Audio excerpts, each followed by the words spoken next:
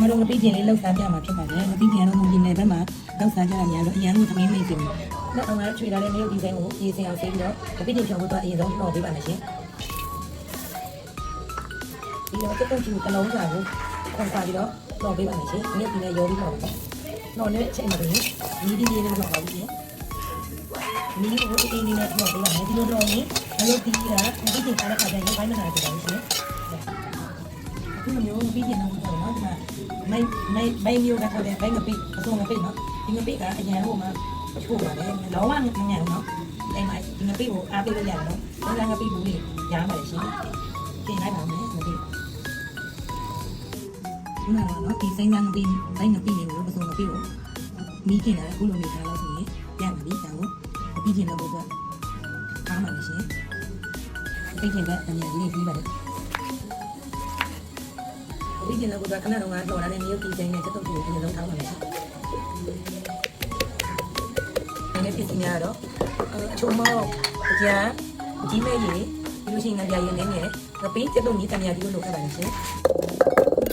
အနေဒါလေးရပြင်ဆင်လာတဲ့ငပေးခုနတော့တင်လာတဲ့ငပေးကိုဒီဥဆုံးထည့်ပါမယ်ရှင်။အများကြီးထောင်းလာမယ်နော်။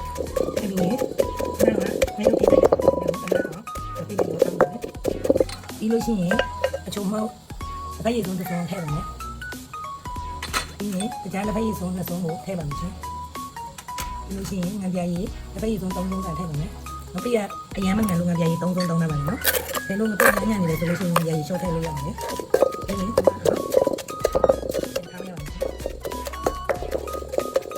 ထည့်ရတယ်ဒီလိုအနေထားတော့ရပြီဆိုရင်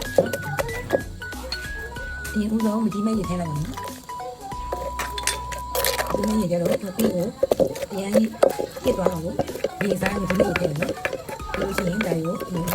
ပကံလေးခတ်ထုတ်ပါရှင်ပကံလေးကိုခတ်ထုတ်ပါရှင်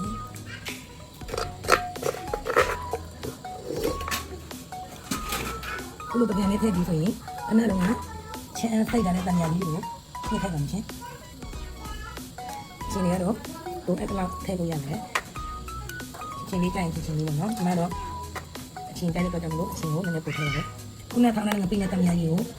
နှံ့သွားအောင်မှုပေးအောင်နော်နှံ့သွားအောင်မှုပြီးရင်တရားတော်မြင်ပြမယ်ရှင်အခုနေတိုင်းနှံ့သွားပြီဆိုလို့ရှိရင်ခုနကဒီပြီးတော့ရေဆေးလာတဲ့ချက်ပုံကိုထည့်ပါမယ်ရှင်ဒါလည်းတမန်တော့ဒီလိုရုံးနေတယ်အခုအရန်ကအရသာရှိတယ်အရန်ကြီးမငန်တဲ့ငပိကျင်ဖြော်လေးကိုသုံးဆောင်လို့ရပါပြီရှင်ဒီကျင်းနဲ့စားတော့တော့ဒီမှာမောင်လာရွက်နော်မောင်လာရွက်ကိုပြုတ်သွားပါလိမ့်ရှင်မောင်လာရွက်တမ်းမယ်ဒီတော့ဒါကအောက်ပန်းကြီးအညွန့်ကြီးနော်အောက်ပန်းကြီးကအောက်ပန်းကြီးကနေထည့်ပါမယ်ပြုတ်တယ်မောင်လာဦးကြီးနော်မောင်လာတင်းလေးကိုထည့်ပါမယ်ပြီးတော့ဒီပါဖြစ်တဲ့အရင်ပြုတ်ကြီးလေးပြုတ်သွားပါလိမ့်ရှင်အရင်ကဒီခါလေးချိုးပါလေဒီလိုရှိရင်ဒါကအရင်ကတည်းကဒီကိုရွက်နေတယ်ထည့်ပါလိမ့်ရှင်ဒီကတော့အတိုင်းနဲ့ပို့ရမယ်နော်ဒီမပိလာမစားရတဲ့ခွာတီတိုးပြရလေးထည့်ပါလိမ့်ရှင်ခွာတီတိုးပြရလေး